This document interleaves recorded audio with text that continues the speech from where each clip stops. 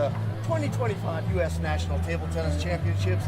I am Mark Thompson, joined by a U.S. National Champion Women's Open singles match between Amy Wong and Sally Moyland. And Jimmy, really looking forward to this match. Of course, Amy Wong, a two-time champion in this event. She won it in 21. She won it in 23. I think she likes the odd numbers.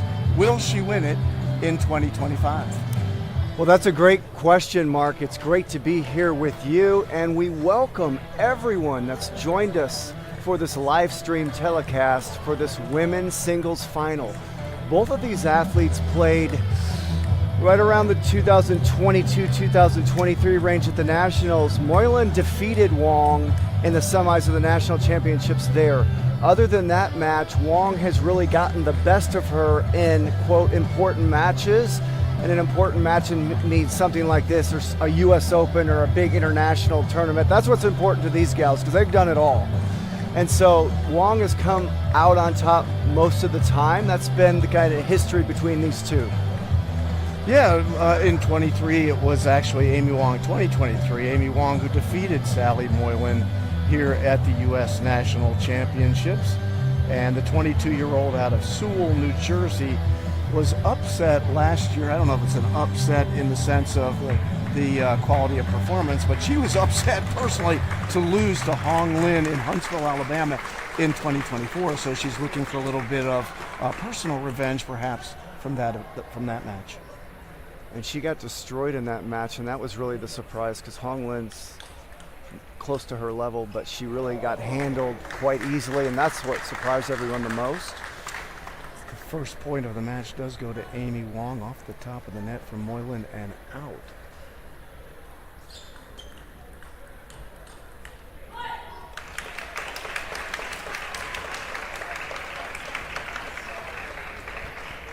So Wong has really gone in and out of her rhythm this whole tournament. She's mostly been out of rhythm. She found some good rhythm her last match, and that's a beautiful looking point right there.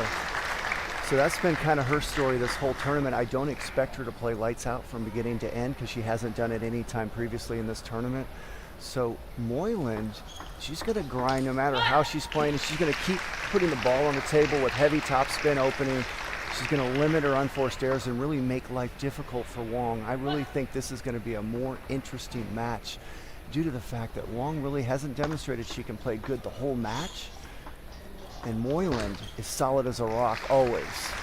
And that was a great save by Sally Moyland off the top of the net, a difficult position of backhand. She was able to keep it in play and now leads 3-2 here in game one.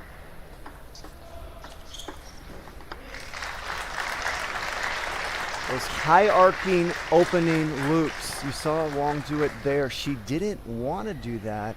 That's just what accidentally happened when she got jammed with the push, but it messed up Moyland. Those are difficult to deal with because you don't know they're coming. If you know they're coming, they're easy. But you don't expect a high arcing deep loop like that. Wong's attempt at opening there goes long, and it's a 4-3 lead for Sally Moyland, her first of the match.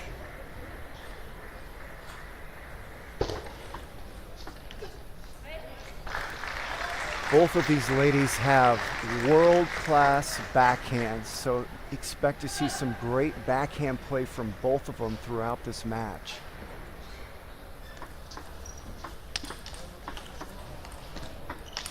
Oh man, watch the angle on the last shot. That's what's ridiculous. Watch this angle right here. Wong was aggressive from the get-go there, and it paid off.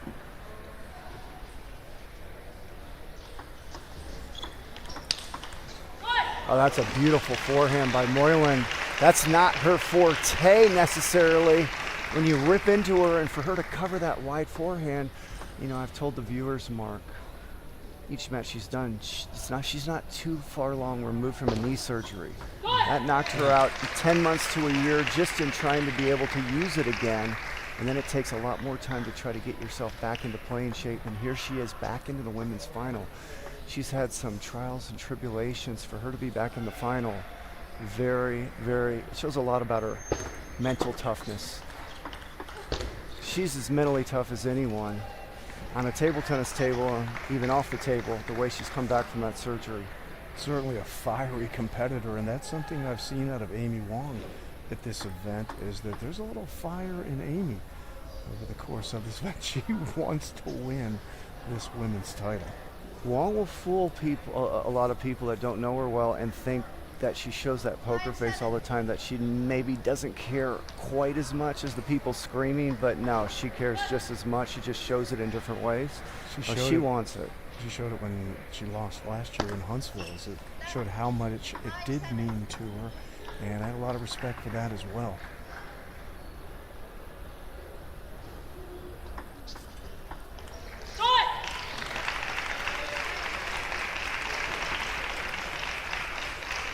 Three-point lead for Sally Moyland here in game 1 of the best of 7 singles women's opens finals. Women's open final. We've got a big crowd on hand. Lots of celebrities. We'll get to that in a moment. Sally Moyland got a little bit of a break there off the top of the net and has now opened a 4-point gap here in game 1.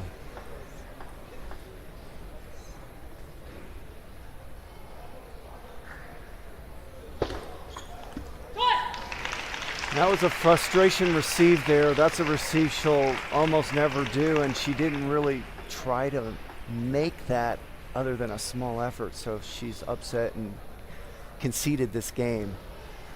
And that does it for game 1, an 11-5 victory, as running off 6 consecutive points to win that first game. Sally Moyland, the youngster who born and lived in Fremont, California, but all these players are players of the world. Of course, Amy Wong is from Sewell, New Jersey, but right now she's at UCLA and only studying neuroscience while getting to the Women's Open finals at the U.S. Nationals. And she's a busy young lady, Jimmy Butler. Yeah, and representing the 888 Table Tennis Center as far as her club representation. She was the Lily Ip Table Tennis Center her whole career, but just made a change recently in the last year. Do you see the big 888 on the front of her shirt there? Yeah. So yeah, we've now been there a couple of times. We were there for Pan Am Cup, where Amy made it to the finals, but was defeated by Bruna Takahashi. Yeah, Amy made the semis and lost to Takahashi, right? And then Lily Jung lost to Takahashi in the finals. There goes Mark's memory again. You're pretty close. Mark's memory, not the greatest. Well, hey, I'd like to make you feel better. So I was told in the comments and by a couple people that they heard me on the telecast when I would introduce us as being in Ontario, California. I said Ontario, Canada. Oh, good for you. And I didn't man. even know I said it. So unless they told me, I didn't even know I said it. It's so like automatic when I think of Ontario, I think of Canada. Well, if you throw an A in there every now and again, you will be in Canada. So I'm still striving for perfection, haven't gotten there yet. Let me know your secrets, Mark. Yeah, if I find it.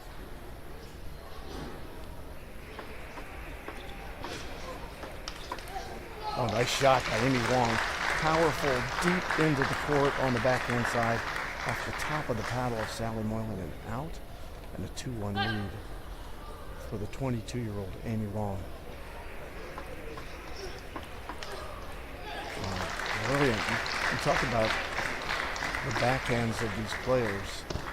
You know, there's such a fine line between playing safe or medium speed and then going for it. You saw Moyland go for it there and miss. You saw Wong miss a lot of those in the first. Both athletes are trying to find their rhythm and figure out when they can make those speedy shots.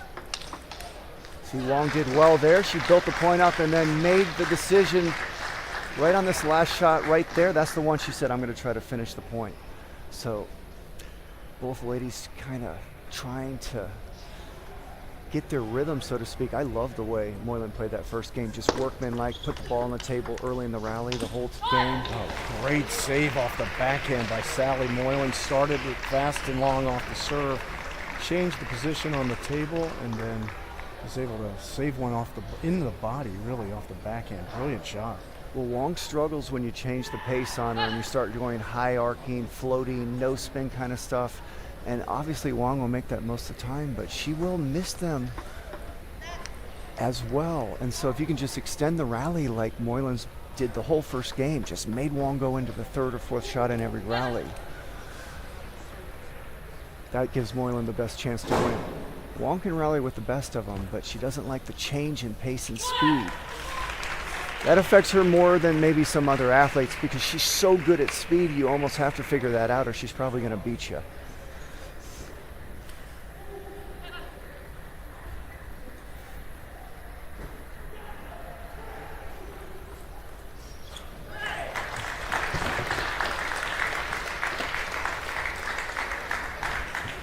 Great serve, you know, we watch as spectators and you just, oh, Amy served and she missed it off the end, no big deal. Those are huge points. You get your opponent to miss 2 or 3 of your serves, you'll win those games most of the time. Like that for Sally Moyland, tough serve in the body off the backhand into the net. Anytime your opponent misses your serve, that was a fantastic serve you just did. Got yourself a freebie.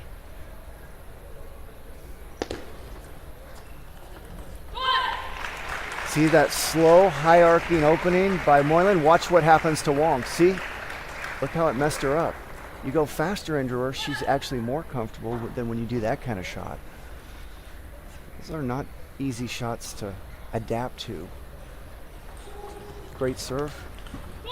Great receive. You got that right. Watch the serve and now watch the receive. Really good stuff by both ladies. And the first lead of this game, too, for Sally Moyland at 6-5. 5-6. Good receive there. That was a great receive. It looked good when she did it, and I'm calling it great because Wong missed it. So right now, Moyland is in a tremendous rhythm. She's probably close to her A game right now.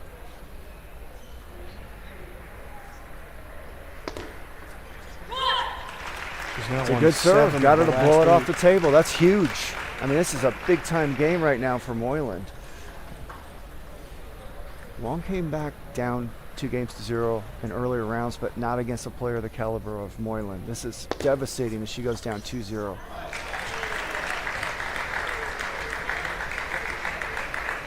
Sally Moyland has not won the Women's Opens event here at the Nationals. She has won age group events in the Nationals and seeking to add this title as well. See, you mentioned it earlier, Mark. You know, Wong has been super busy with school and she trains less than anyone. I know a little bit about her. She trains less than anyone here. She's so talented. She's still out there in the final, but she's more likely to have these spells like I've watched her have this whole tournament where she's going out of rhythm more often than she's in rhythm, and that's usually just playing time on the table. Now she makes up for a lot of that in just former world #1 junior talent. She's a former world #1 junior. But it's hard for her to score points out there, more so than normal. And the first 2 games are playing that out so far. She's struggling out there. And really the only thing she's done well this tournament consistently is she can push, block, and play safe. And that's usually the case with me when I'm out of practice. And that's just pretty much any of these top guys. And that does it for game 2 is Sally Moyland, who is down 1-4 in that second game, comes back and wins 11-7. So a dominant run there for the 18-year-old Sally Moyland, really looks sharp at this point, Jimmy. You noted at the outset that both of these young ladies have great backhands, but really in game 2, it was Sally Moyland who used that backhand to great effect. Yeah, and I've practiced a lot with, well, I say a lot. She was in Houston for many months, so I practiced with her a number of times, and we would play matches. And what struck me about her is, one, her backhand, she gets a lot of spin on her backhand. It's workmanlike and it's creative. She can kind of put it all over the table and change the arc and change the spin.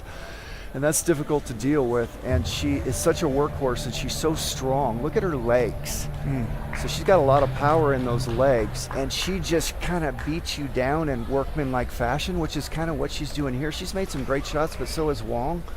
But you look at the scores the first 2 games. She's done it in a workmanlike fashion. She just keeps opening with spin, put the ball on the table, get one more on the table. She's She's mentally so strong. Great point.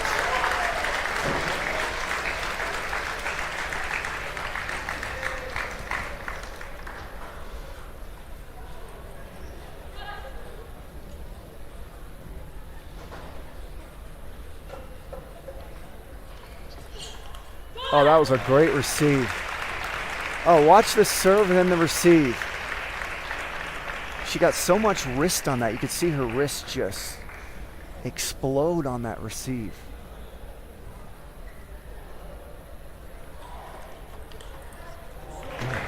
And returning the favor was Amy Wong, exploding with the backhand of her own on the receive.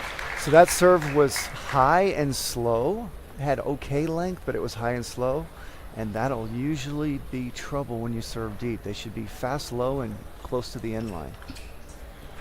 Ball popped up from Moyland there. And she came up with the forehand off the top Watch of this the net unforced deep. error right there by Moyland. That's so rare this whole match. She's doing so well at not missing any stuff like that. She's giving Wong nothing free, everything Wong has to work for. That's when Moyland's in her groove and at her best. But now that right there, that's just shot-making ability. I mean, watch this finishing backhand. I mean, that's down the line, which is winning table tennis, less table than cross court. And boy, look at the speed she got on that.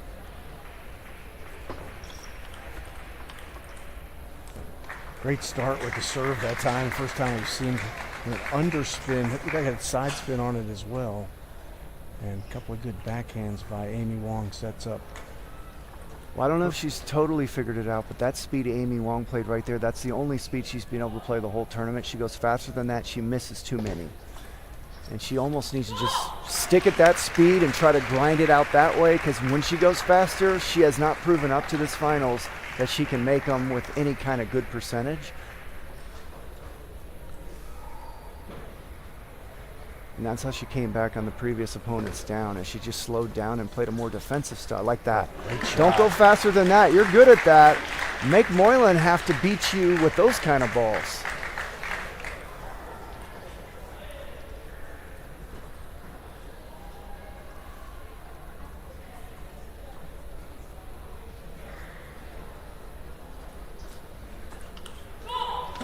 That was a good try. That's just an unfortunate miss, but I like the pace Wong played at here. But again, you notice if she starts going a little over that pace we talked about, that's what's happened most of the tournament. And is it the accuracy that breaks down when she plays at that speed? Yeah, Jim? it's probably due to not enough time on the table in the practice hall.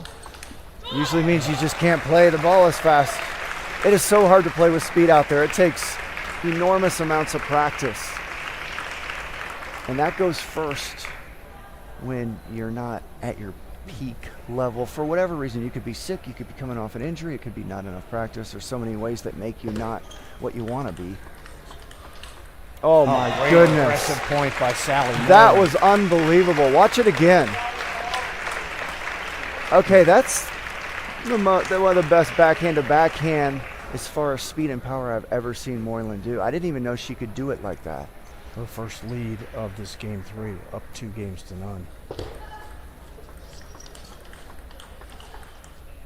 Another one. Backhand down the line. And these are some ferocious backhands. Look at that backhand. I mean, that is good stuff. You talked about her explosive wrist on the backhand. A good display of it there by young Sally Moyland.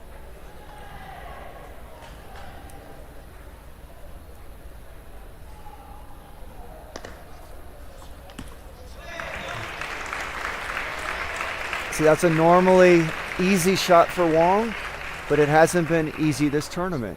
6 straight points now for Sally Moyland.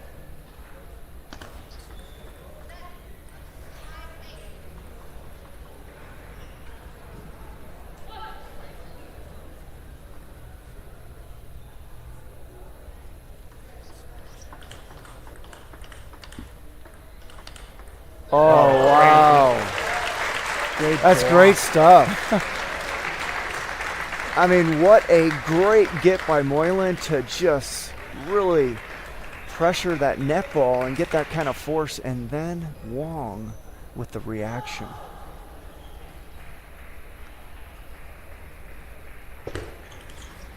Oh, catching the edge off the receive Well, was Amy Wong. If Moyland wins this game, it's all but over the way Wong's playing. But man, if Wong can somehow hang in,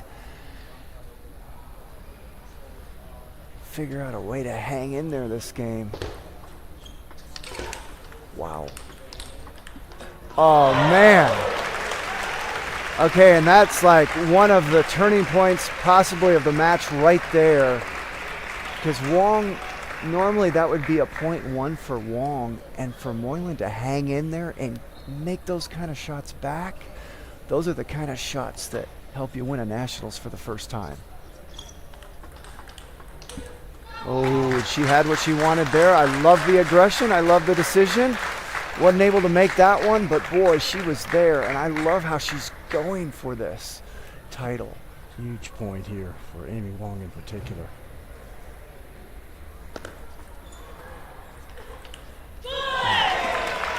And there's the heavy opening topspin I'm talking about right here of Moyland.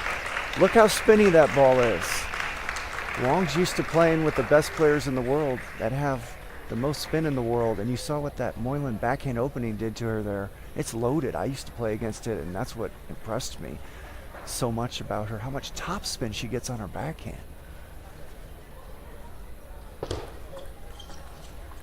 Oh, she got a nice Sally Moland dug that out of the body to get it back on the table and wins game 3 11-8 and is now up 3 games to none in the best of 7 Women's Open Final here at the 2025 U.S. National Table Tennis Championships in Ontario, California. I am Mark Thompson, and I'm with Jimmy Butler. At Jimmy Butler, we're seeing a tremendous display of aggressive table tennis from young Sally Moyland, just 18 years of age, and she is coming of age right in front of us here at the Ontario Convention Center. I mean, I've never seen her play this level of table tennis, and I've watched her play quite a bit.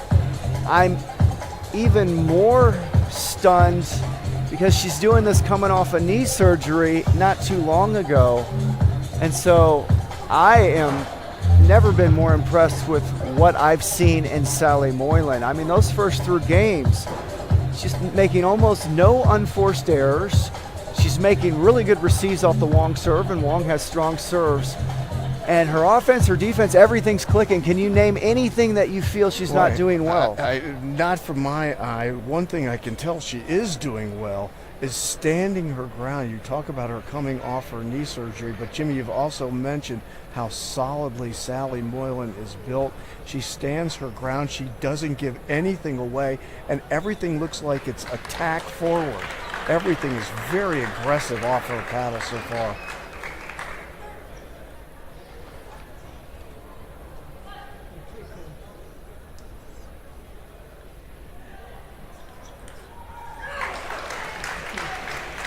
She's got so much confidence. For her to be going for such speed on all these shots, that's when you're feeling it.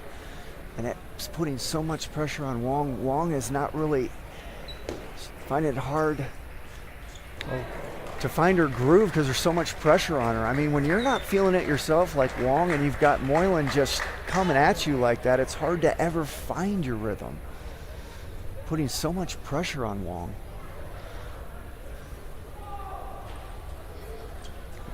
There's a rare unforced error, a rare one, and great serve by Wong. So that's just a great serve. Moyland was not expecting that at all.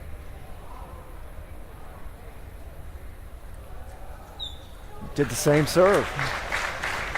Well, if it works, keep going with it. Wong's got a strong service game. She's got all kinds of variation in her serves. She'll probe you, find out if you're struggling with any particular serve she has, and then she'll throw in a few extra.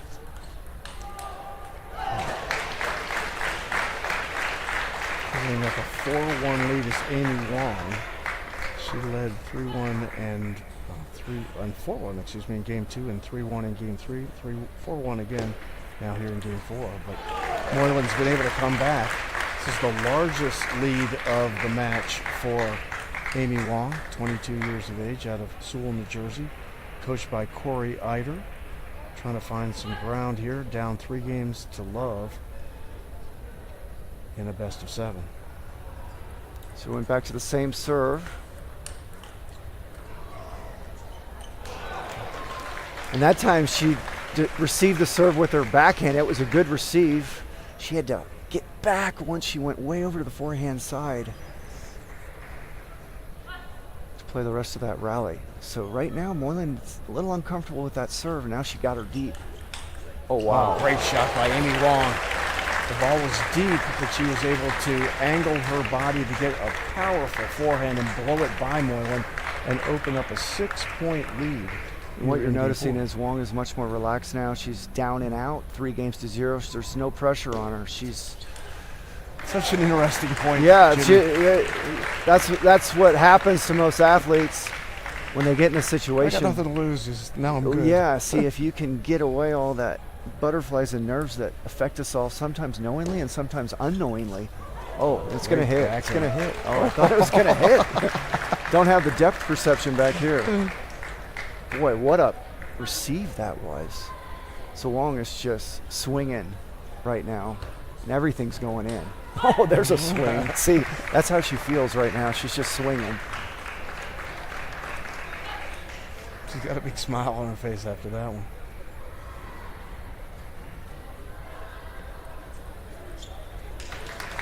The 3 serves, Moyland missed outright. And what did we say earlier? When you blow 2 to 3 serves of your opponent outright, you usually win that game. That's what I learned. That's why they call you the soothsayer, Jimmy. And so these athletes know that as well. And that does it for Game 4. A dominant performance from Amy Wong to hang around here at 11-2. And Jimmy, you made the point that sometimes when athletes are down and all of a sudden the pressure is off, the natural capacity, the natural ability comes to the fore, and it appears that's what happened in Game 4 for Amy Wong. Exactly, and Wong is going to feel more pressure to win this match than Moyland. She is over 100-point favorite, and she generally beats her in these situations. And so when you're a 100-point favorite, you're in the final, that's an opportunity lost if you lose those kind of matches. At least that's how they're thinking. And Moyland looks like, clearly she feels like she's the underdog, and she's just swinging and going for everything with more aggression than what I'm used to seeing her play at. And it's landing, except for that last game. But again, when you start blowing your opponent's serve right at the beginning of the game, you give Wong a couple-point lead. She's going to feel a little more comfortable, and she relaxed, and then you saw what happened. We do want to welcome our most noted celebrity here at the 2025 U.S. National Championships here at the Ontario Convention Center, His Royal Highness Prince Mohammed bin Abdul Rahman bin Nasser bin Abdul Aziz Al Saud, who is the president of the Saudi Arabian Table Tennis Federation. He's really graced us with his presence here, and we thank him very much for coming up. And he's seeing a pretty good match to this point in the Women's Open Finals between Amy Wong and Sally Moyland. And hey, you got to credit him for that great point to start the match. I mean, that was unbelievable. One of the best points of the year, for crying out loud.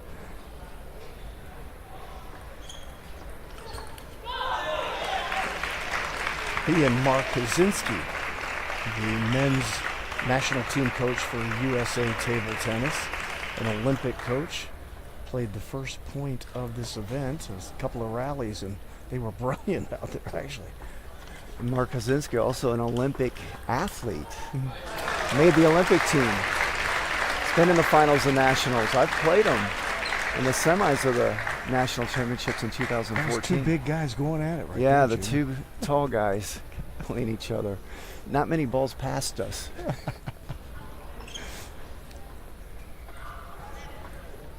Should have been playing basketball, actually, between you two. Yeah, if I had insight I was going to grow this tall. I love basketball, so I would have done it in a minute. I actually did play in 7th grade, but I was missing all the games because I was like winning the under 11 national championship, so I had to quit.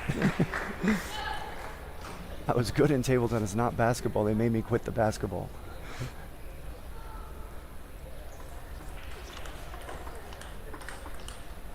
That's just beautifully done. Watch these backhands here by Moyland. Look how she adapts to the different arc and pace from Wong. and smothered all those balls off the bounce, kept the ball low, gave Wong the least amount of time to work with.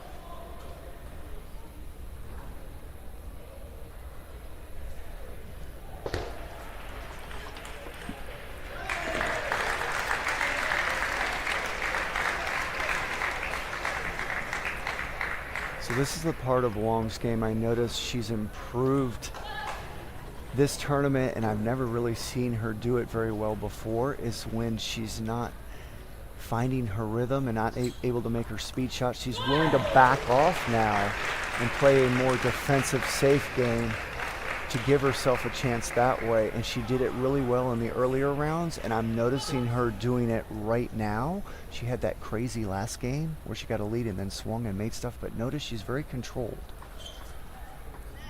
She wants to rip everything. That's her mentality. But man, when it's not going on, you gotta flip the switch to back off. Serve goes long there off the paddle of Wong. And now even at 5, Sally Moyland and Amy Wong.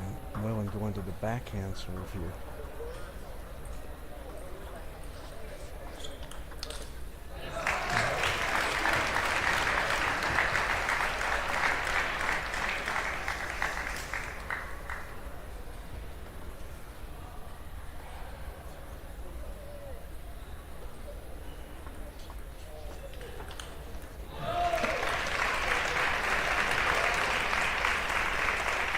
Where that ball just barely missed right there.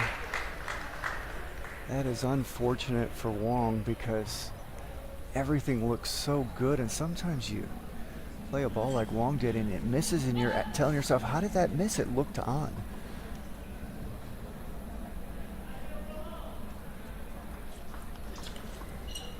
Great use of the table that time by Wong. Yeah, because the serve's a little high. Watch this. And she goes around and that really put a lot on it. But that's the problem with that receive, is you're susceptible to them playing wide to that backhand. You got to get there, especially if you play with force like she did. If you play with force, the ball's going to come back with force, even if they block it. 7-7 here in game 5. 4th time in this game they've been tied.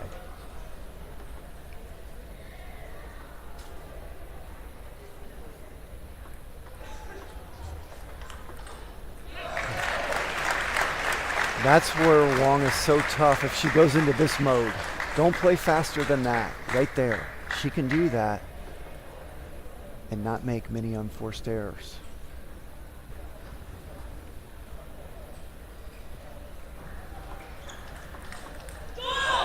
Wow. You go into that Moyland backhand. Let's watch it again. You may have to deal with that. That was beautifully deep on the table. Very difficult to handle. 8-8.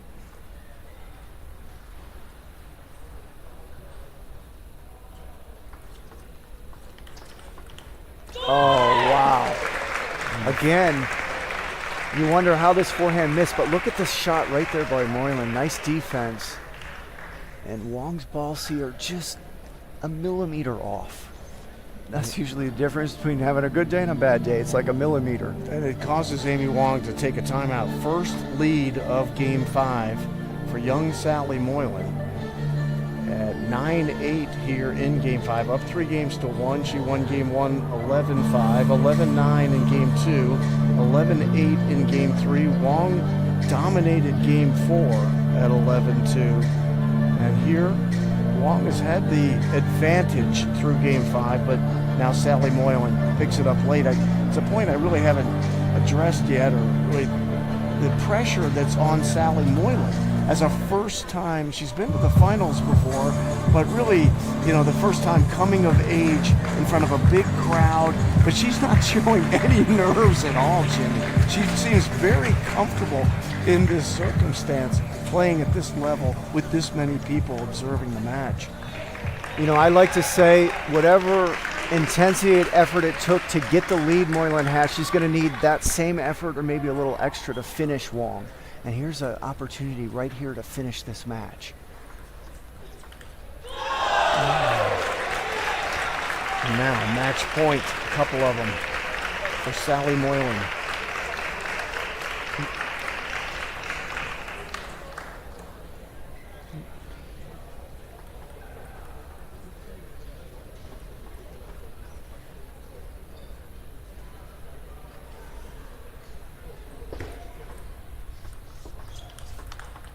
And that does it. Sally Moyland wins her first U.S. national title here at the Ontario Convention Center in 2025, defeating Amy Wong in 5 games in the best of 7 4 games to 1, 11-8 in game 5. She was able to come from behind in that final game, Jimmy, end up capturing her first national title for the women's open singles. What a moment for Sally Moyland. Boy, to come back from the knee surgery, put in all the work she's put in, and to get this kind of result is almost an incredible story if you start really thinking about it. I've never seen her play such great table tennis. She did it in the biggest moment of her career so far, and what a well-earned victory for Sally Moyland. And it couldn't have happened to a better person. Well, you know, the way I saw that match is the aggressive nature that Sally had really come out from the moment this match started. We talked about, and one of the first things you said during this broadcast was the quality of backhand of both players, and Sally Moyland's backhand was just great in that match, Jimmy. So now we'll go out to the announcers and let you listen to the interview. What do you think made the difference in this match? I think mentally I prepared really well, and I prepared for it to be a tough match. And I had a really good warm-up partner. Shout out to Senora. But overall, I played really aggressive and I held my ground well. And I got to it. Yeah. How do you feel to be the newest national champion? Oh, I mean the world to me. I've been trying to do this for too long.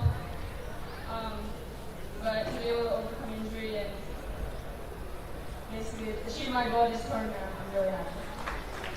And now, do you have anything to say to other youth players looking to follow in your path?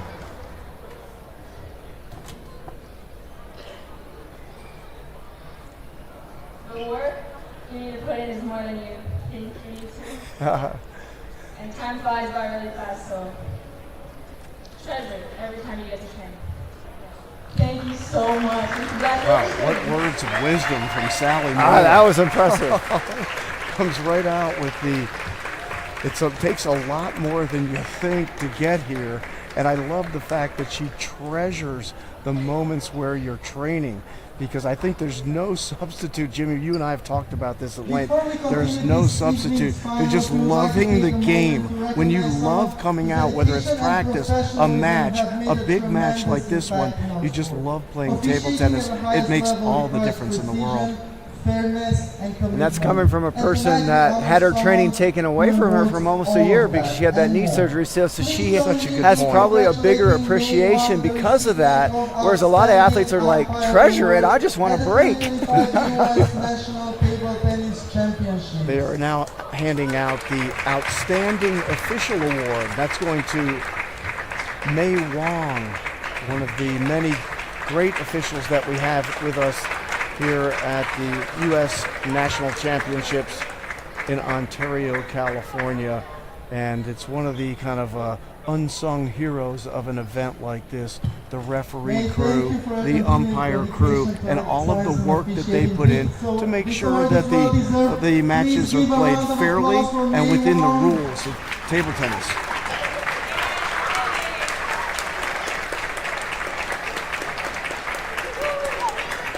And there we got a little look at two of our umpires that just walked off the court.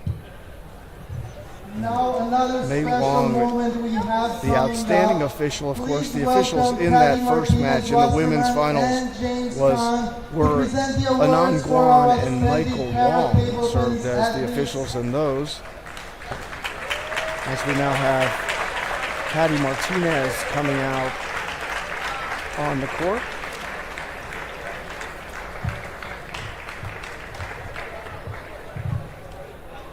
And James These Khan, athletes are and of course great. They will Patty be Martinez international Wasserman stars. Some is of a them are para table already tennis international advocate, and stars. James Khan, Their the names para to events remember: sponsor and Samuel Altshuler, communities Kyle supporter. Leibovitz, Daniel Rosenberg, Logan Watson, Cole Rothenberg, and Antonio Barbera. Recognizing our para athletes who, of course, have had so much success, Jimmy, at the Paralympics, including one of the all-time greats, Tal Leibovitz, who's with us here in Ontario, getting his medal there, and Logan Watson there as well.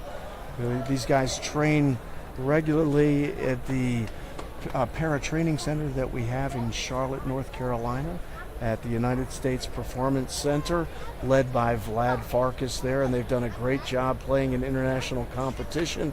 And of course, you guys, I don't see one of our gold medalists there. Of course, Jensen Van Emberg, one of the great players in the world in the wheelchair category, and of course, also another one, Ian Seidenfeld, who is a very important para player for us as well. Please, another huge round of applause for these athletes. And we would also like to thank Patty Martinez-Wasserman, her husband James Khan, for years of dedication to USA table tennis and support to these tremendous para athletes.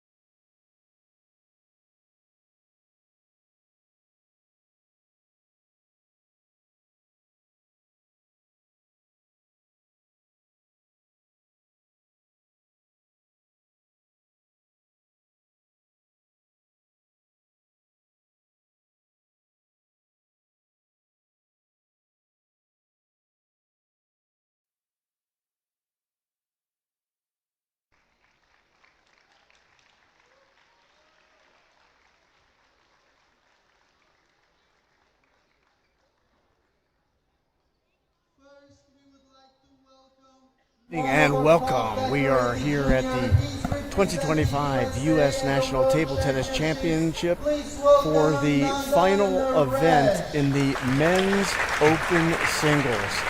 We've got a good one for you this evening. Really the number one player in the United States of America, Kanak taking on the up and rising Nandan Naresh, who battled his way to the finals for the first time in his career. I am Mark Thompson, joined by a national champion himself, Jimmy Butler. And Jimmy, this is a very interesting matchup between an established, I don't want to call Kanak a veteran, he's been around a long time, he's an established pro, taking on the youngster, Nandan Naresh. A great opportunity, really, for Nandan to put his stamp on his rising career tonight here in Ontario, California. Absolutely. Nandan, 18 years old. Kanak 25 years old.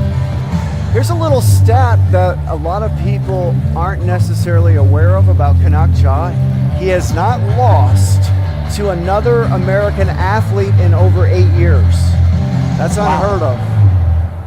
Well, it makes sense the way he plays. I'll tell you that much. Kanak, who's had a dominant run here through the early going of the men's open singles event in Ontario, California at the 2025 U.S. Nationals. He ended up defeating Nikhil Kumar, a two-time national champion, in order to get here. And for Nandan Naresh, he defeated Jishan Liang in the semifinal match to end up in the finals. That was a great 7-game match between Nandan and Jishan. And those guys always have that kind of match. And before it started, I kind of gave a history of those two guys. I said these guys always go to like game 6 or game 7. One guy wins one game, the other guy always seems to come back and win the next game. But usually Liang comes out on top in the important matches. Just slight favorite, but seemed to be winning all the big ones the last couple years against Nandan. They played a number of times, but not today. It's a good day for the 888 Table Tennis Club in Burlingame, California. Both players wearing jerseys that represent 888, one of the great clubs in the United States of America. Of course, Kanak is a 5-time winner of the U.S. national title in the men's open singles. He is the reigning champ as well. He won 4 times in a row, Jimmy, and then he missed a couple of events. Nikhil Kumar actually jumped in there and won a couple of times, but he came back last year and had a dominant performance other than really one match. We were talking about it off air coming up tonight, but this match against Daryl Sow, where he was actually down 0-3 in Huntsville, Alabama in the national championships, and was able to get himself up off the mat and win in 7 games to continue on and ultimately win the title. And he won that 7th game 11-9, so trailed 3-0. And so, I'll share with everyone watching us here on this live stream today, what I shared with you, Mark, is basically because of the level difference, Kanak is so much better than the rest of the competition. If he doesn't play well and his opponent gets hot, he will probably lose. That almost happened last year. Daryl Sow played lights out table tennis. Struggled most of the match, obviously not the whole match. He came back and won, but that scenario will beat and it's almost happened to him already. And you know what's eventually gonna happen? And so no matter what happens, he can lose to any of these guys in that scenario right there.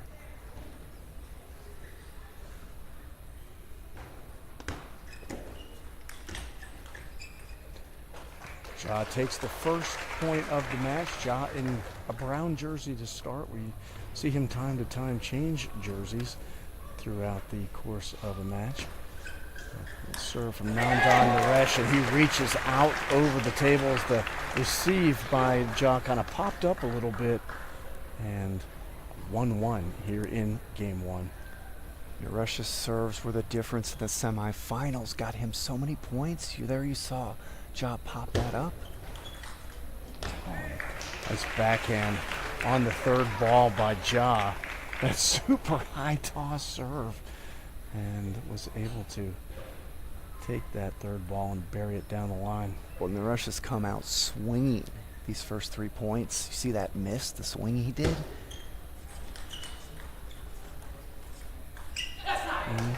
The touch there to tie things up at 2 from Nandan.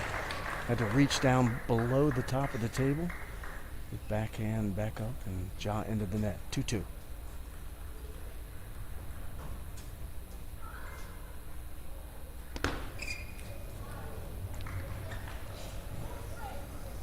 That's the type of error we talked about in the women's open singles finals, that off the serve that you can ill afford against a top quality player.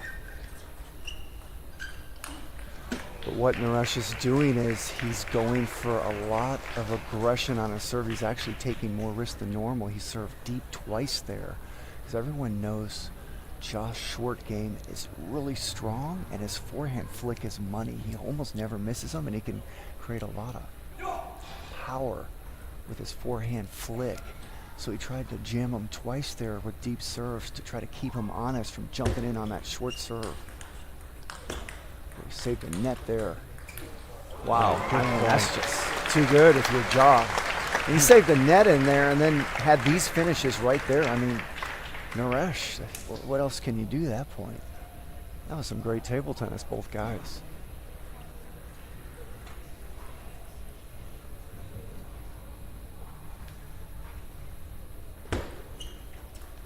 See, that's that flick we were talking about, Mark. He doesn't miss it very often, and he's got speed on it so he can finish the ball. And that's generally where most athletes are the weakest, is short to the forehand. He's actually not weak there at all. Look at that receive with the forehand. See, he's so good on that forehand side.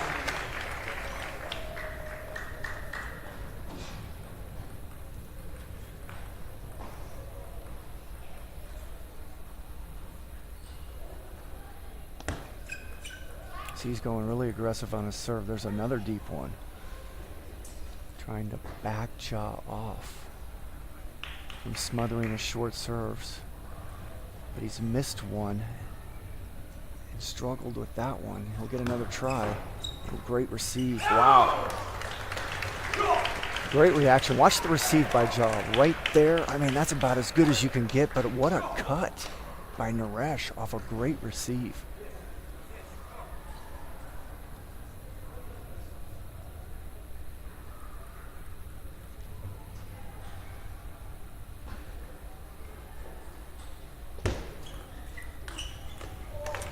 Off the top of the net and out, and 3 points in a row here for Nandan Naresh. And he's within 1 in game 1. When you serve deep, you don't expect a high arcing slow loop on the white line. That's so opposite of what you're expecting, and that's what messed Ja up there. He wasn't expecting that kind of shot at all, wasn't able to adjust to it. And Nandan Naresh accidentally did that. You know, you never mean to float a ball up like that, but that serve jammed him, and that's what came out from his shot, and Ja's like, what's this? And missed it.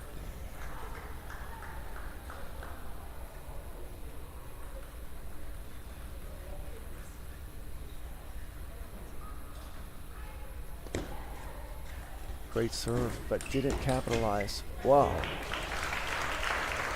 Watch the serve. Deep push messed up Naresh. He anticipated Ja was going to push short. Otherwise, that's a good opportunity for him to open on, but he pushed it back.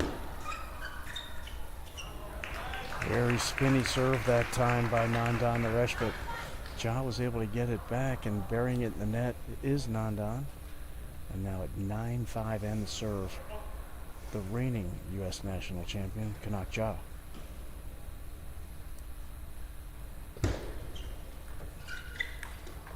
Well, Naresh has perhaps the best serves of anyone in this tournament. They're certainly better than Ja's. That goes without saying, but they're better than probably everyone else too. But Ja is clearly the best receiver, not just... Great shot that time by Kanak. Ja angled his body for that backhand and just pumped it down the line.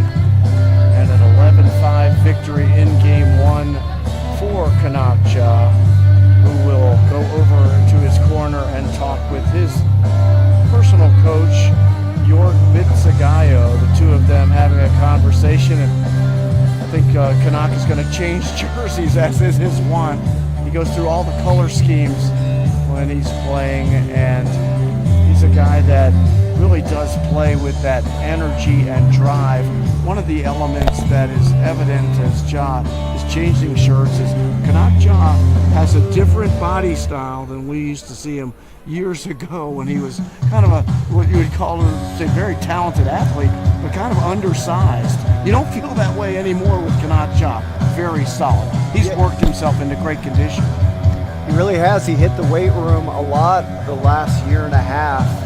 And it's really showed. He's bulked up. He's stronger than he used to be.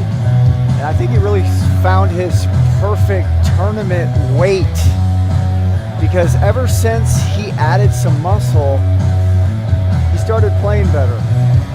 And you know, looking at Nandan Naresh, he has added muscle as well in the last year or more.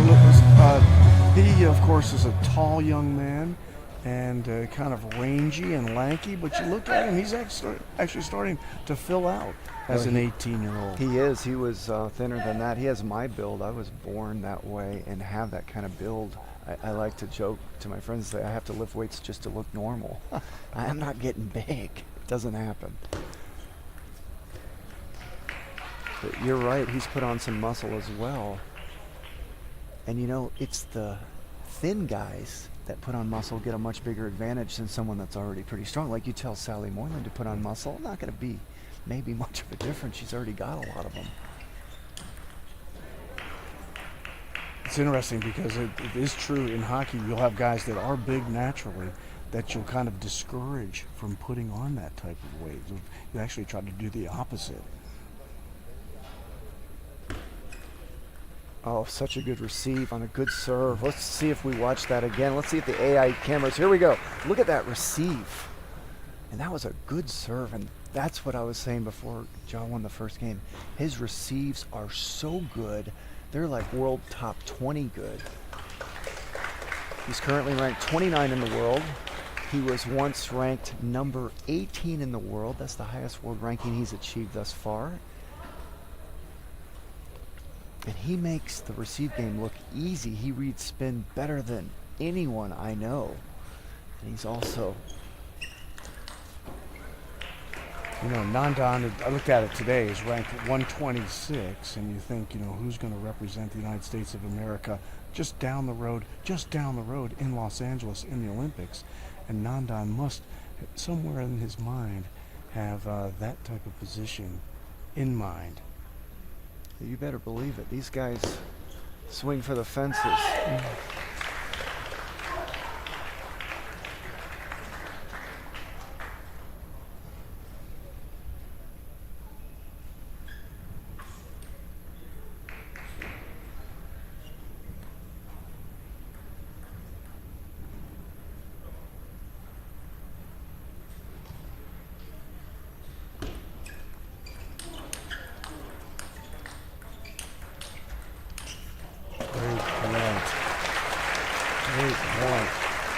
And Jimmy, you noted that you said that Nandan may have the best serves in the tournament. I thought that was a great example on that serve that he just had on that point that brings him to within one at 3-4 and the serve here in game 2. Yeah, you're really watching the best serves against the best receives in the tournament, and they're really both brilliant right now.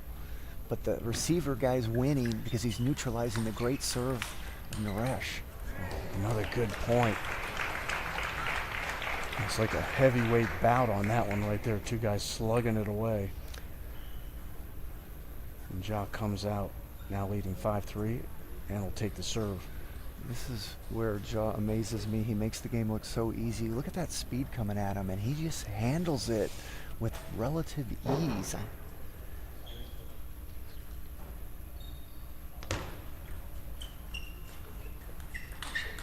And look at that. I mean, you got to do that to win points on Ja. I mean, he brings back your first and second ball. I mean, he smacked that flat hit backhand into Ja's middle, and Ja recovered. That's like the hardest shot in table tennis.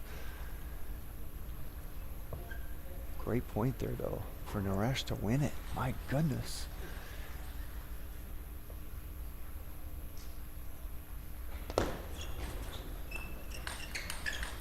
That's just, You know, Jimmy, you talk about those shots into the body.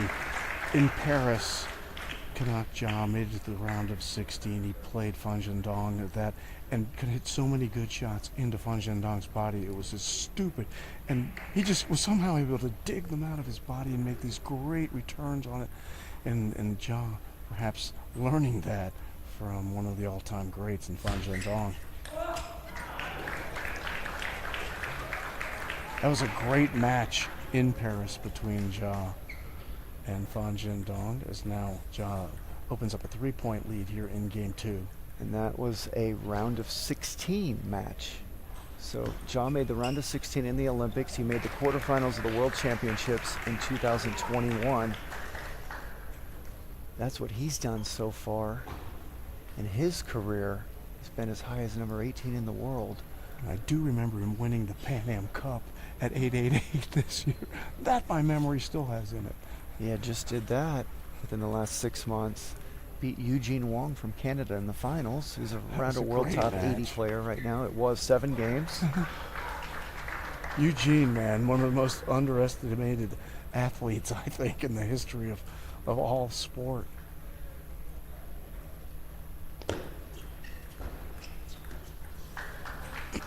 I call him the Tony Gwynn of table tennis.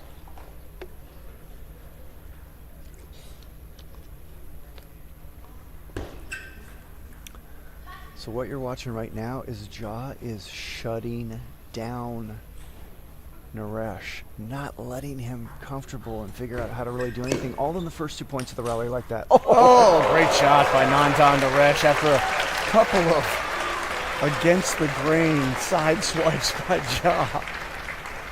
And the extra, what made it so dramatic is the 360 Ja did.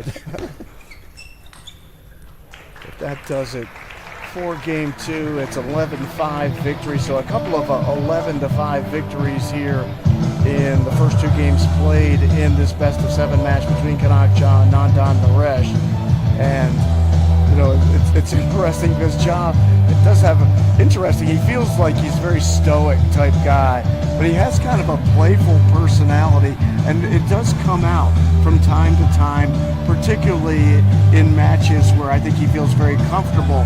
His kind of playful side is evident, or more evident than when he's in a real tough knockdown, drag-out type brawl. Yeah, I mean, he's very intense when he's out there playing, and one thing you learn real quick if you're around him when he's playing matches, you kind of stay away from him and let him do his thing and give him his space, because he feels stressed like everyone else. And the way a lot of these athletes prepare is they try to eliminate extracurricular conversations and talking and gatherings with other people, because everyone wants to take a picture with him, talk to him, have a moment. So stay away from him when he's playing. When he's not playing, he's one of the nicest guys you can hang around. He really is a great kid. He's got a whole gang of kids that follow him around wherever he goes. When he's ever in the venue hall, it's like the Pied Piper with all the kids following him around. And why not? He's a great role model. He has battled and gone over to Europe and playing professionally in Germany, and has really developed himself into what I call a true pro player.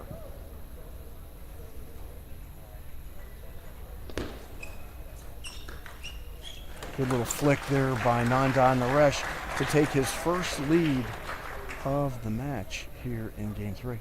It all was because of that good serve. He popped it up so high. Another good serve, and now leads by 2 here early in game 3. And what you're noticing is not many rallies going beyond the first couple shots, so Ja's just dominating early in the rally, just outclassing him early in the rally.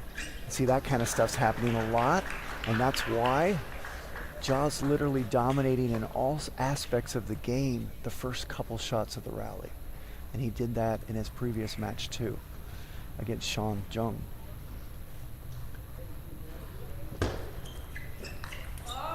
You know, one thing I noticed about Ja at the US Open, I would watch some of his opponents sometimes, and they were having the greatest matches I've ever seen. Long rallies, they look unbelievable, they'd win, and I'm like, I want to see Ja play this guy.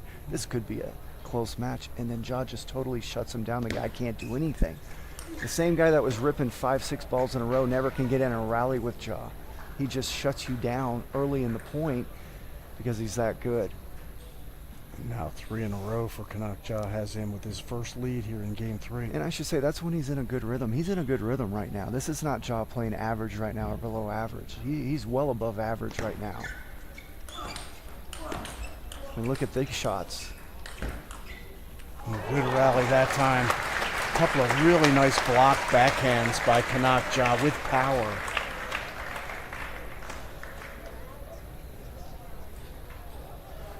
And it's 4 in a row for the 25-year-old Kanak Ja. Just turned 25, June 19th of 2000.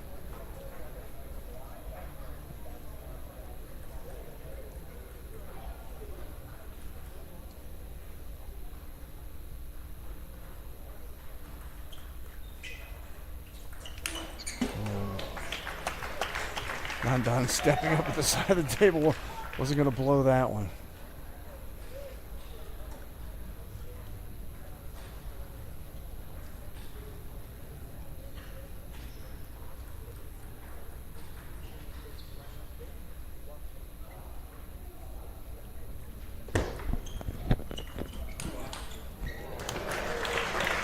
Very nice receive that time by Nandan Naresh.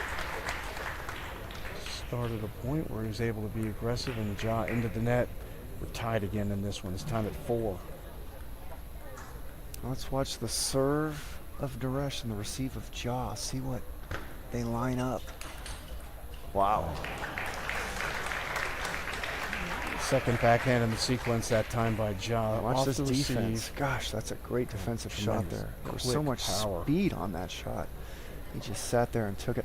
You know, I've been playing Ja since he was 13, 14 years old, and his defense was so good when he was 13 and 14. I was in my 40s. I was still 25, 50. I mean, I couldn't go through him when he was 13 or 14.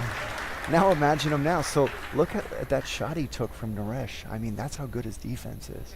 I mean, he was like born with good defense.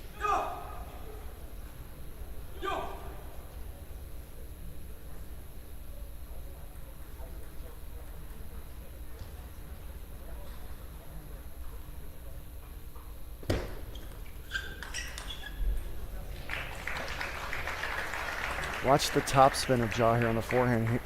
You know, I was talking about Ja earlier in his earlier rounds, telling people that have joined us, you almost never hear anyone when you say the name Kanak Ja go, oh, his forehand is good. Like no one. It is really good. I mean, He's when does he miss developed it? that, yes.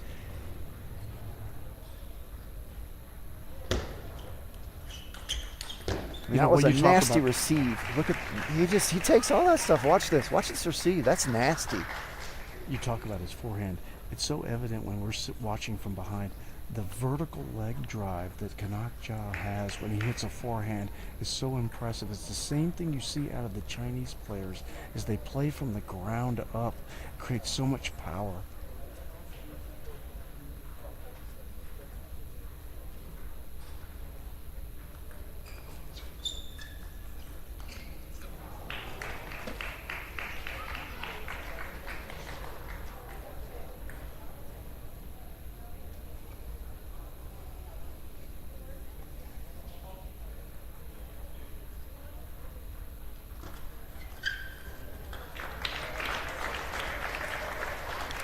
Got him with a side topspin serve here. That's why he missed it off the table.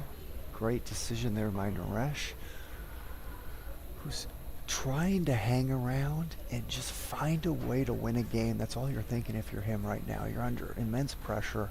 You haven't been able to break through. Very nice receive that time by Naresh. Had side and top spin on that ball. Ultimately, Ja hits it in the net. But you've made a couple of good points, Jimmy. One is that Ja's not allowing the long rallies, and it feels like the long rally is where Nandan feels most comfortable. He almost like wants that long power slugfest, and Ja isn't allowing it. Yeah, he's like a gunslinger, and he's not letting him gunsling. Oh, what a... That was a great receive by Naresh, but Ja was ready. Watch this receive. I mean, God, I'll take that receive all day. But see how good his forehand is? It's so hard to get him on that side.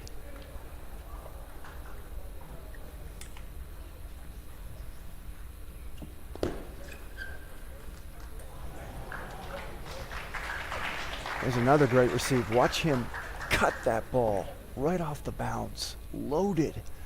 I mean, Naresh just barely touched the ball and it flew off the end of the table. There was so much spin on that cut. Oh, very interesting end to game 3 as Naresh digs one from deep below the table and then realized he was in harm's way for that slam, stepping up on a Kanak job. And I think wisely, Nandan Naresh stepped out of the way. Otherwise, he's going to have a bruise somewhere in his body if he gets hit by that ball. That was a creative shot there by Naresh at the end. It really was. I mean, that was impressive. You know, Jimmy, you talk about his serves, Nandan Naresh's serves, and we saw an evidence that there wasn't a serve, but the angles that Nandan gets his wrists at, I think are a little bit underestimated.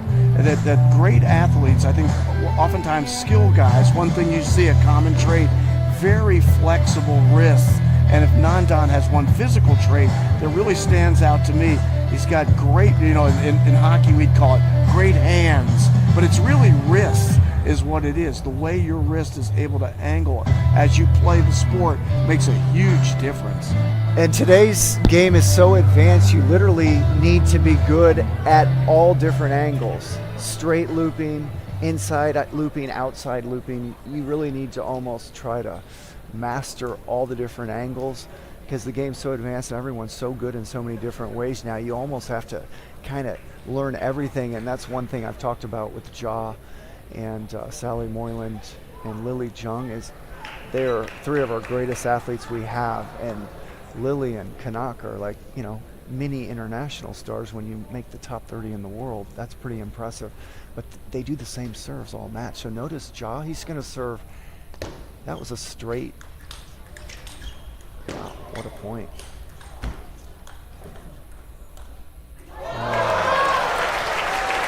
One of our longest rallies of the match, if not the longest rally, and it ends in favor of Nandan Naresh.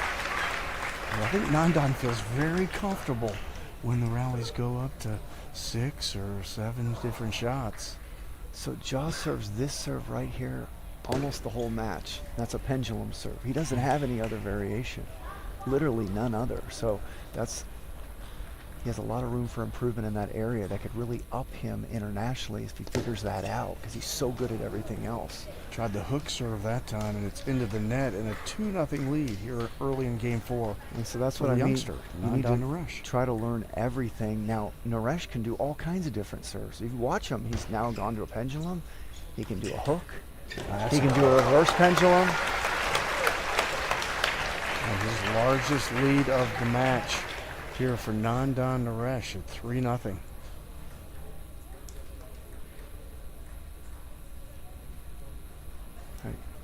Nice, gone to a totally different toss there. So I like that. I mean, that's, you know, that man's doing a lot of thinking in a service game to come up with all that different stuff.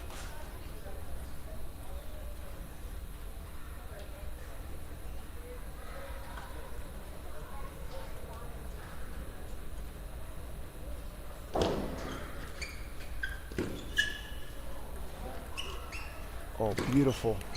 Wow. That was an interesting point. A lot of stuff happened at that point. Let's watch some of it right here. Wow, that opening head jaw and then the reaction. There's some of that humor you were talking about. But it was a great example of how good Kanak is, soft around the net. His touch is so beautiful.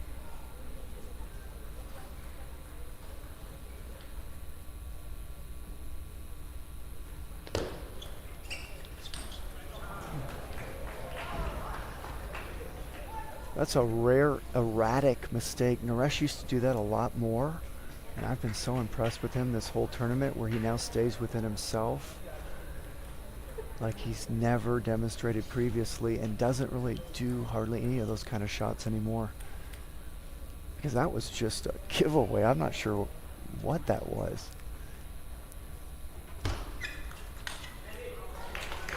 So there's another. You wonder why he's going crazy when he's up 4-1 with two of the crazier shots I've seen the whole match. I don't know why. I'd have to ask him. I really don't.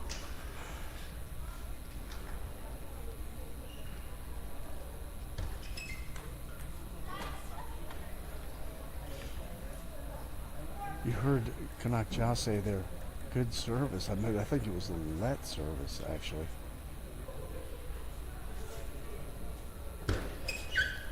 God, that receive was good. That was a quality serve. Watch the receive.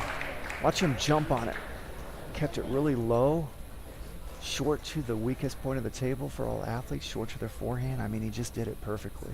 3 straight for Ja. He's tied at 4 with Nandan Naresh.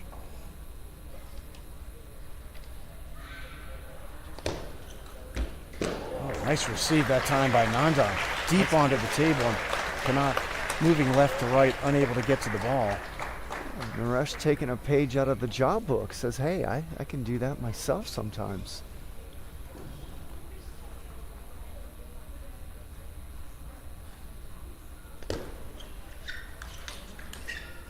Great defense there by Naresh. Ja puts this into his body right here. He still got it. That's just too good. And Naresh returned the favor, put it right into his body.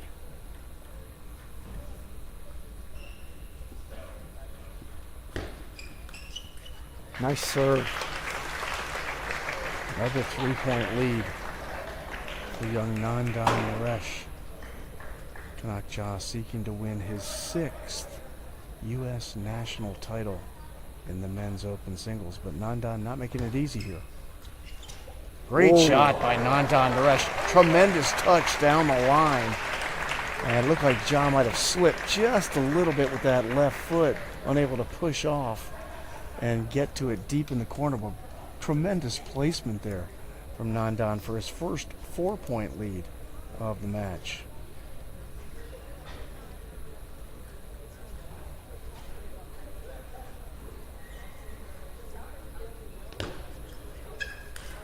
Whoa. When Kanak reaches out over the table, that's when you just kind of just bail. It's just a bullet. And yeah, Mark, we had the perfect angle to get a good look at the Ja forehand, and it just looks so pretty from this angle.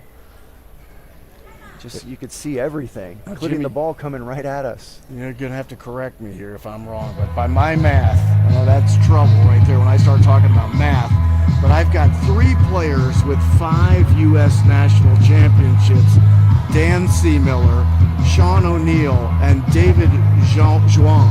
Zhuang has 6. Yes, 6. Okay. Well, see, I told you about my math, didn't I? So this would equal the most ever for a player, if I'm not mistaken, of U.S. national titles if Ja were to win here. And that's Am I right there? Great intel. I love it. I'm going with it. Let's go with it until all the listeners start correcting me and say, Mark, you're an idiot. Learn to count. Okay, I'm sorry. So are we talking the modern era of table tennis? Because if we go back, yes. we're talking modern era of table tennis. I think you're What correct. they call the U.S. Nationals. I think at one time there was one event. Yeah, with- U.S. Open, and they consider themselves national champions because no Yes. foreigners came. Yes. Then foreigners started coming, and they realized this isn't national. So then they added a nationals. Yeah, I think in they '76. closed it just to citizens. Yeah. Yes, in 76. 1976 was the first Yeah, one. the 200th year of the birthday of our country. Said, you know what? We better protect this a little bit.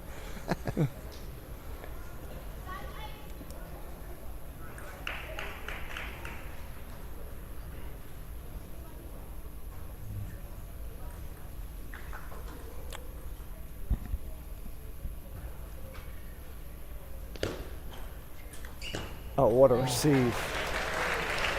What a receive. Now, I think Ja was complaining he might have come off his racket funny as far as Naresh's racket, but I think that was just a nasty, clean receive there.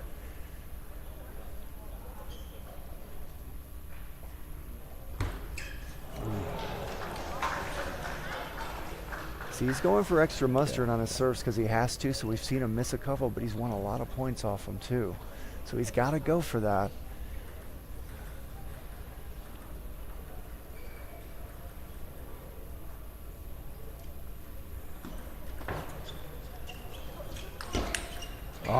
great block forehand that time by Kanak Ja to draw back within 2 here in game 4.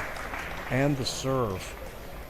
I get the feeling this is a critical, the next 2 points are actually super critical points here in this game 4 if Nandan's going to take a game here. This is where Ja is so difficult to finish, even to win games. He is so tough at the end. Look at him just grinding after he's down 2 points, but he's positive body language. Yeah, if you can do that, you're going to beat him. That's what he's going to make you do. Wow, what a shot there. It hit the top of the net, so that frustrated Ja. It frustrates anyone. Nets and edges drive us all crazy. But what a shot.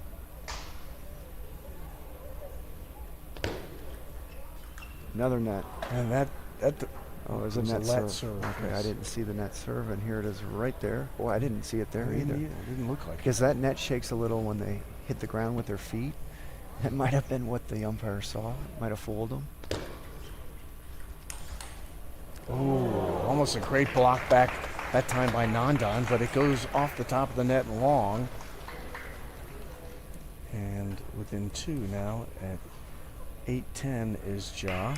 Up 3 games to none, but Nandan seeking to take a game. And Jimmy, you talked about how big of an important milestone that would be for Nandan Naresh. Yeah, it never feels good to lose in straight games as an athlete, especially in big moments like this. You want to get on the board. Oh, and he got an edge. And he did catch the edge, and he does take a game here in the men's open singles final. Nandan Naresh, an 11-8 victory in game 4. Staves off a straight set win by Ja. And Ja goes back to the corner. You know, you talked about this, Jimmy, about how much Kanak grinds in difficult moments, but I really think that's his outstanding trait. I believe he plays his best when his back is completely to the wall. We talk about last year at the Nationals when Darryl Sal had him down 3-0. To me, Kanak doesn't even start playing until he's down 3-0, and which is a great trait as an athlete, that you never count yourself out. To the contrary, you actually bring your game to another level when you're in your most difficult spot. And I can't argue with that, because that's what I've watched him do time after time after time. He was down match points at the Olympic trials to Jishan Liang. It was his first tournament back after 15 months out. He won that match. We talked about the Darryl Sal match last year, down 3-0. He won. He was down 2-1 to Vlad Seth in the best of 5 last year, and he won that.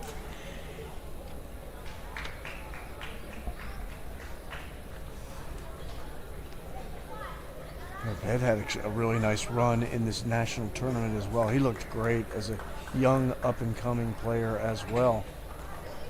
Was the tournament of his career so far. This is his best result he's ever had. He's never looked this good, to my eyes, before.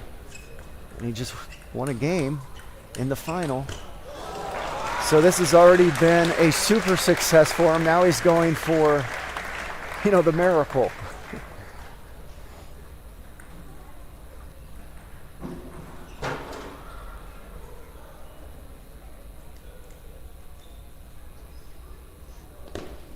What a serve.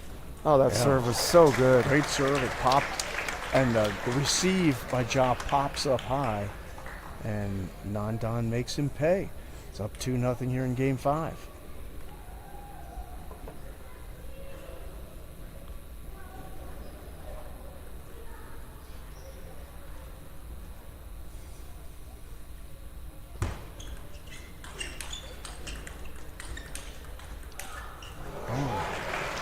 Very nice point. Nandan playing with confidence on those backhands, but ultimately drives one into the net, and Ja's on the board here in game 5. I mean, Ja took 2 nice forehands into his body, difficult shots, then Naresh goes to his backhand, and then look what he does. He can go from forehand to backhand with that kind of speed. I mean, to change from forehand to backhand and just rip it like that. Look at that. Oh, beautiful block that time by Ja, with just enough topspin to have it go spinning off the end of the table at least. And 2-2.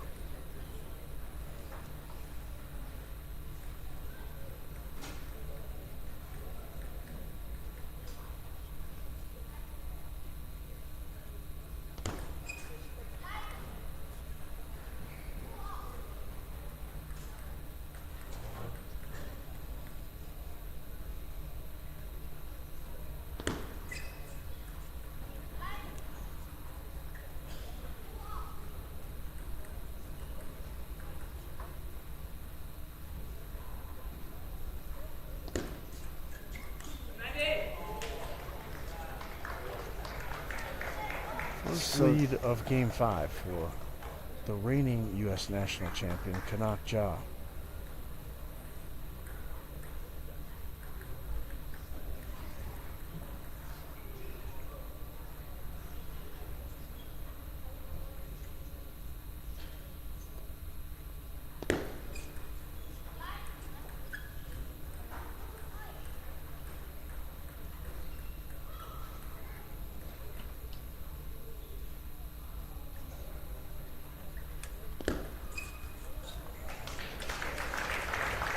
Nice start. Watch Ja's reaction on this miss receive. This is his mentality. He hates to miss receive. You saw he swatted that ball back.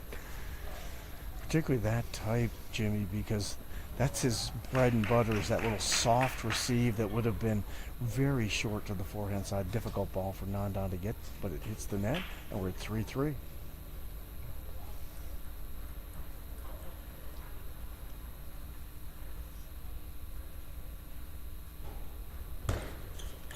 Oh. Now, Ja's disgusted because it hit the edge, but this is an incredible shot. We got to give all credit to that. When you decide to go around the net, but, you know, and the ball hit the edge, that really irritated Ja. You saw his reaction. But that's an incredible shot right there. But see, Ja had a net and an edge against him to lose the last game, so he's a little irritable on the nets and edges right now. He's a little sick and tired of it.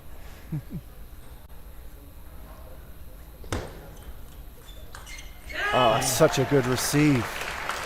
I mean, Ja wasn't sure if there was side under or side top. It had side top on it, and that's why he missed it off the table. I mean, that's an incredible receive. Second 2-point lead of the game, Game 5. Here with Ja leading 3-1, but Nandan Naresh finding something in the latter stages. Another great serve. That is one of the big reasons, there's several, that Naresh is in this final, is everyone's been having fits with his serves up to this final. Now the great receiver Ja having some problems, although he's done a lot of good receives too, but you don't generally see him miss many receives. He's blown a bunch of them recently.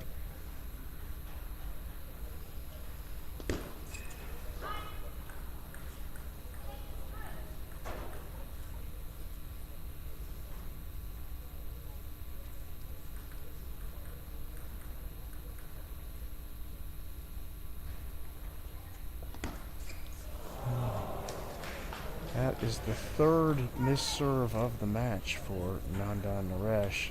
And Jimmy, I hate to say it, but you said earlier tonight that if you miss 2 or 3 serves, the opponent ought to win. So, yeah, and I was talking receives, but you miss 1 or 2, you're dead if you miss your own serve. But I give him all the freedom for missing 3 because he's going for extra mustard. That's where his advantage is. And if he's got to miss 3 to have 6 good ones like we've seen, I'll live with that. That's his only advantage he has over Ja. In all aspects of the game, he's a better server. So he's trying to capitalize and win as many as he can. And to do that, he's got to be a little extra aggressive. yeah, you can't blame the kid.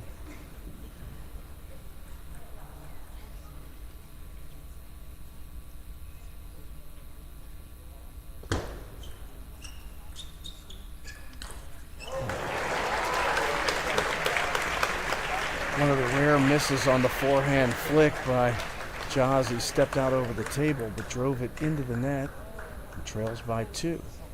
Because if you can keep the score even or have Ja down a point or 2, those balls are a little more difficult for him than when he's got a lead. He makes those when he has a lead almost every time, but you put a little pressure on him and you'll get a few more of those kind of errors from him.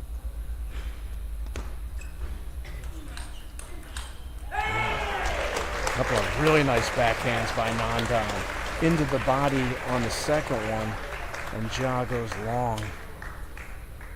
Well, the last game in this game, Naresh is playing lights out table tennis for his level. Now he's like around A plus. You know, he's 25, 87, and look how he's playing right now the last 2 games. The first 3, he was dominated. Not so much anymore. So his backhand punching it down the line, Ja. Difficult ball to handle. Naresh kind of bouncing to his right. Strikes it long. That was well played by Naresh. I mean, not much you can do when Ja comes up with those kind of goods. So Naresh just playing solid this whole game, which has given him a 2-point lead.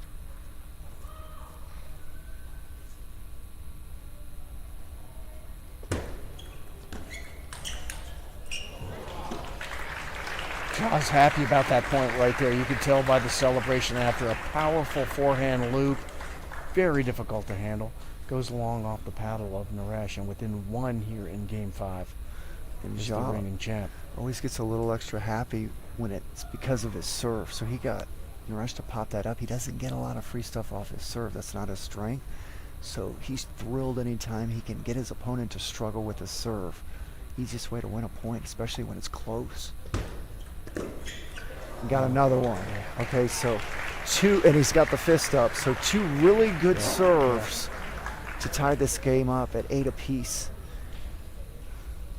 And see, that's the other area you try to get an advantage on Ja, is on the receive. If you can try to smother some of his serves, they are pretty predictable. But you have to be a good receiver to do that. And still, most of these guys here can't really do that to him. Great receive that time by Ja. Quick pick off the table on a third in a row fist pump. And he's wearing Sunday red that reminds one of Tiger Woods at this point, so we'll see.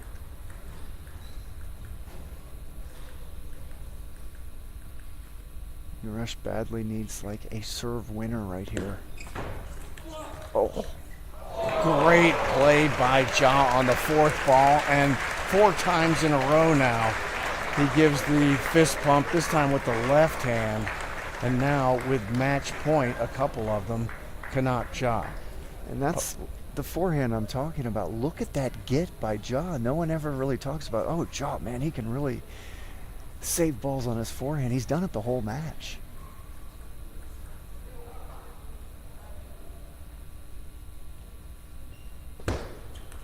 And that does it. Kanak Ja is a 6-time U.S. National Men's Open Singles Champion. He gives a bow this time to the big crowd here at the Ontario Convention Center. Kanak Ja, the 25-year-old playing professionally in Germany, comes back to the States and defends his title successfully against Nandan Naresh, who really played very well. He did end up winning a game. It's a 4-1 victory for Ja. But you said at the outset, Jimmy, for Nandan to win a game here is a great advancement of the career that he's putting together. Yeah, it really is. And Ja's victory this tournament was quite different from last year. He almost lost early on in the round of 16 and quarters last year. Then once he got to the semis, he started finding his rhythm, and he really dominated the semis and finals. This year, he dominated every match he played. That game he lost here, Naresh played lights out. I mean, he was solid every match this year and just dominated, similar to the way he dominated the U.S. Open. Just to beat him a game is such a task. Brilliant, artful job that time by Kanak Ja, who was actually trailing 8-5 in that Game 5 and came back and wins it 11-8. So you could tell that, and it progressively as he played. Let's listen to Kanak Ja here. Okay, that's Nandan Naresh first. What will you take away from this experience? Definitely, it's inspiring to see a U.S. player at that stronger level.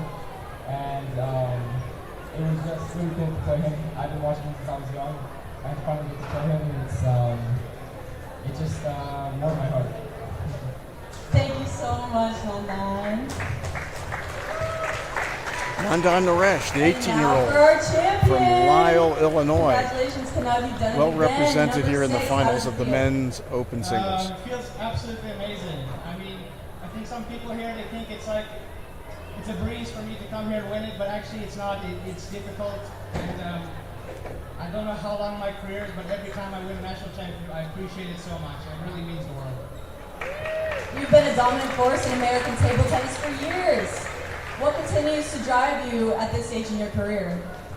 So much continues to drive me. I mean, first of all, just coming back here to the States and feeling all the love and support from you guys, that gives me so much motivation to keep going. To know I'm helping, inspiring so many kids here, so many people here supporting me, that gives me unlimited energy.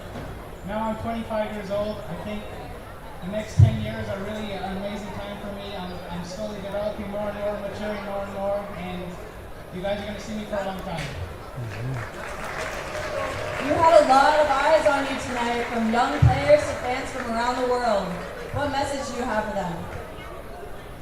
The message is to love the sport and to work very hard. I mean, when I see the young kids here, I see a lot of them in myself, actually. I played this tournament since I was 6, 7 years old, so there's a part of me that still comes to the event and feels like a little kid inside. So when I see the young kids here, that really inspires me as well, and it's just so important to work hard. I'm not the most talented player, I'm not the biggest, I'm not the strongest, but I work incredibly hard, and through that you can really achieve anything. Now I stand at the top in the world, and I'm sure there'll be more American kids to follow if you pursue their dream. Thank you so much, Kanak, and congratulations.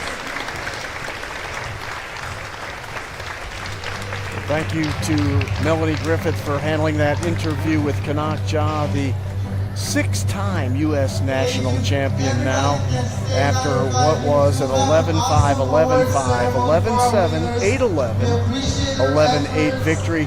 He won the last 6 points in a row, Jimmy Butler, of that final match that gave him the national title against Nandan Naresh.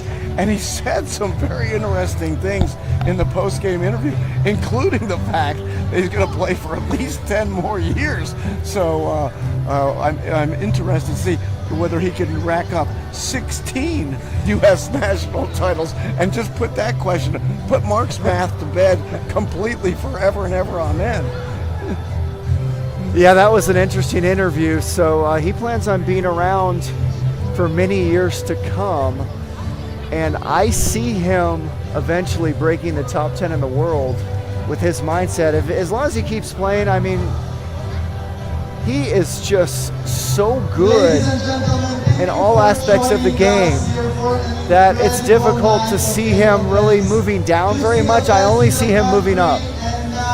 We're going to have the medal ceremony now here at the Ontario Convention Center in Ontario, California, not Ontario, Canada, as the fans are going to stick around and hand out these medals. He also said a couple of things that I really respect and enjoy, and I'm happy to hear him say. Number one, you know, when asked what does it take to be a great champion like he is, the first thing that came out of his mouth was, you've got to love the sport. And this is something that I really, in my ancient age right now, have really come to appreciate, that if you don't love what you're doing, the likelihood of you having this long-term great success and enjoyment in playing the sport is very limited. So for Kanak to really echo that concept of loving the game, that's why you're here. You want to win. Everybody wants to win. But at bottom, it's about really loving the sport itself. Like Sally Moyland said, whether I'm training, playing, it doesn't matter. I just love playing table tennis. And you see that at an event like this. Yeah, she said treasure your practices. Treasure your practices. I mean, that's great advice. Yeah. And there we got a good look at Sally Moyland, Amy Wong, Irene Yo, and Tiffany Ka. So Irene Yo and Tiffany Ka, 2 semifinalists. There's Tiffany Ka standing up, and there's Irene Yo. Great. You talk about loving the game. That's what I see. 14 years old, Irene Yo ends up winning a bronze medal here at the U.S. Nationals. And every time I watch her play, I just have a big smile on my face, because she just absolutely loves playing. And you know she loves receiving this bronze medal as well. Oh, what a performance for her. Look at that smile. The silver medalist, Amy Wong. The silver medal will be presented by Ryan Horvath, President of Fellow Palace. Amy Wong, second year in a row that she is the silver medalist in this event. Of course, she's won the Nationals twice. She's won the U.S. Open twice. And again, a silver medal. Congratulations to her, because as we noted several times, she's got a lot going on in her life.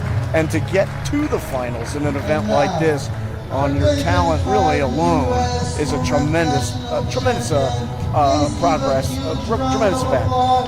For Sally Moyland.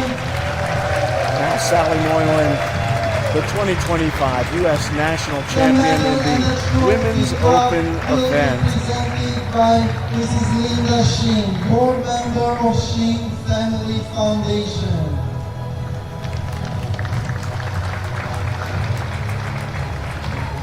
It's got to be a great feeling for Sally Moyland to win this event. She has been in the finals before, but there's something about proving to yourself that I can win under the pressure of a big event that is critically important in the development of your career.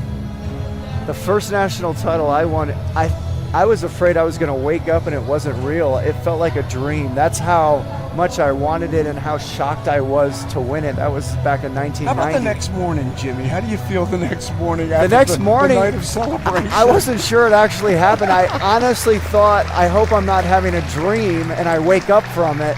That was the feeling I had. So it was one of the best moments of my life. So you can be sure that this is one of the great moments of her career. Well, there are the gold, silver, and bronze medalists for the U.S. National Championships in the Women's Open events. Congratulations to Sally Moyland, to Amy Wong, to Tiffany Ka, and also to young Irene Yo. Something tells me we're going to see Irene Yo at some point in the future holding that big piece of silver. Jimmy, I'm not sure about it, but from what I've observed so far, she's probably going to grab onto it at some point. Take a picture now. And there's a great shot of our semifinalists and finalists. A lot of smiles up there. I think Sally just wants to give the trophy away. It's a pretty heavy piece of silverware there, and gives it over to another person to carry as the Women's Open Singles Champions walk off. Congratulations to all of them. Great tournament. We still got a lot to go here at the Ontario Convention Center. A lot of more events. We'll be here through July 4th. But congratulations to all those young ladies.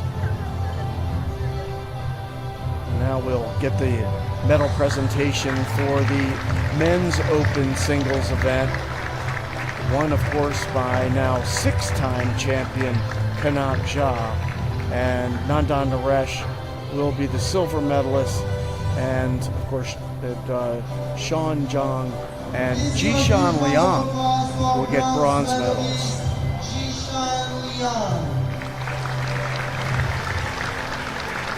Jishan is such a good guy. I really love Jishan.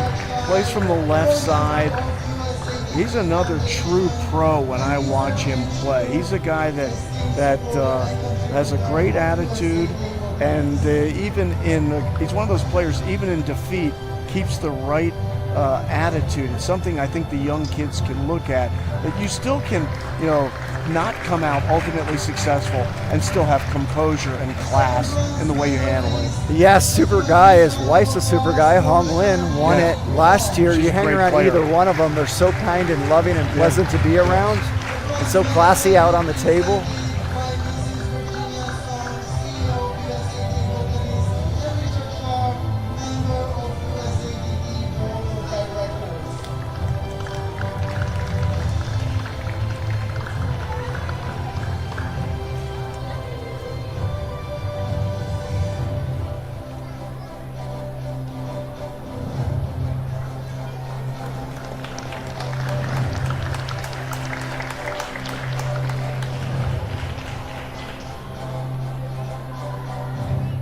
Our silver medalist, Nandan Naresh.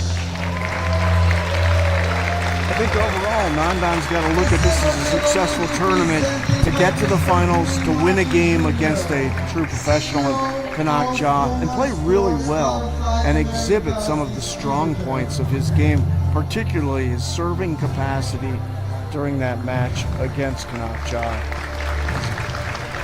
Dewey Martin gives that silver medal to young Nandan Naresh, just 18 years of age. 2025 men's singles US national champion Kanak.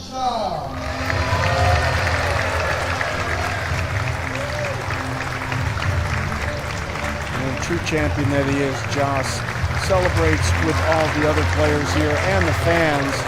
Give him a big round of applause here at the Ontario Convention Center. Presented by His Royal Highness Prince Mohammed bin Abdulrahman bin Nasser bin Abdulaziz Al Saud.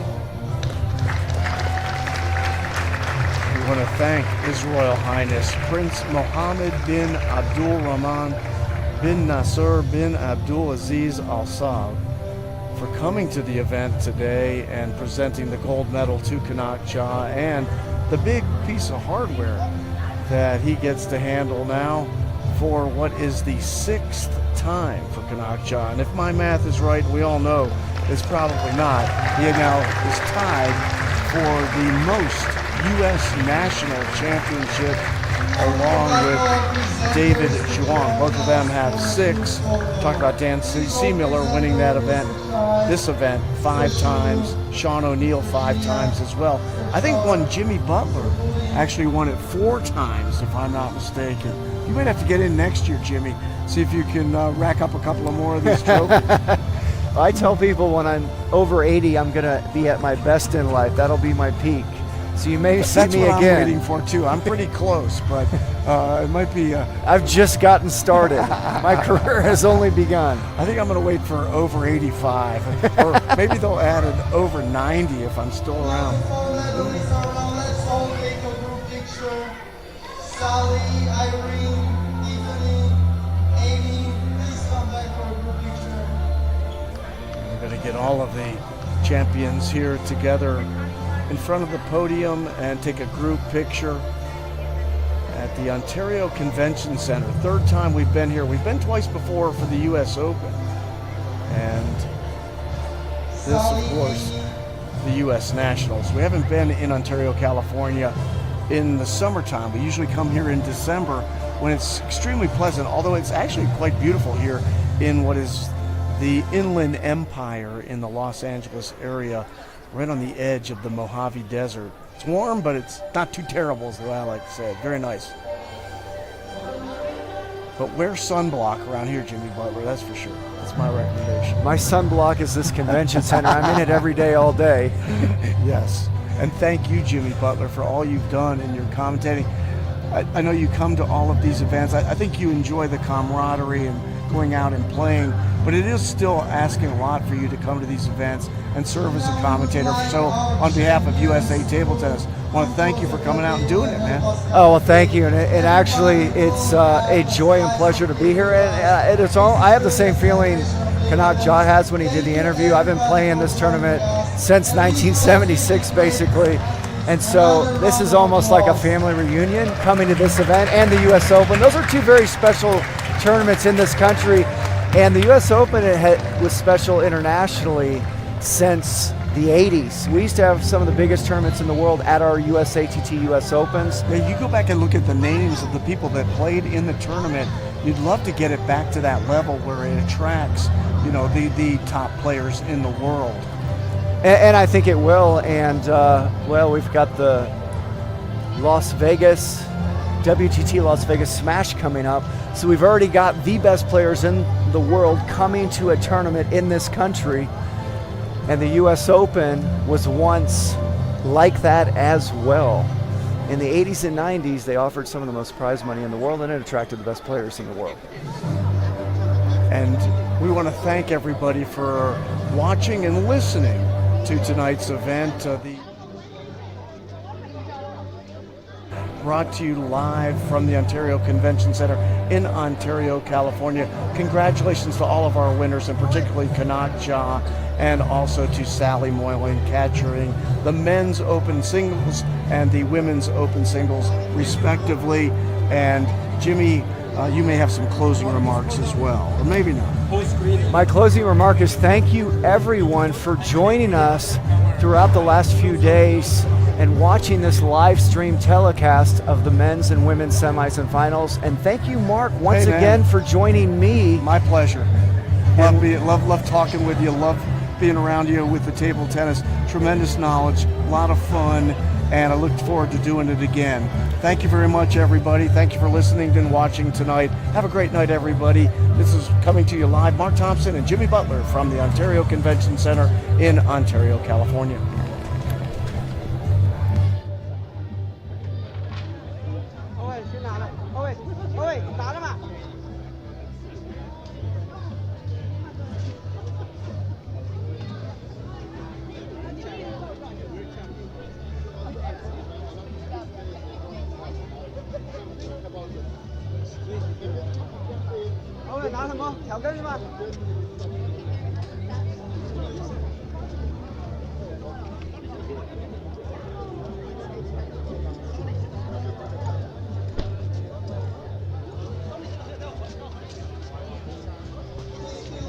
Take pictures with the women's team.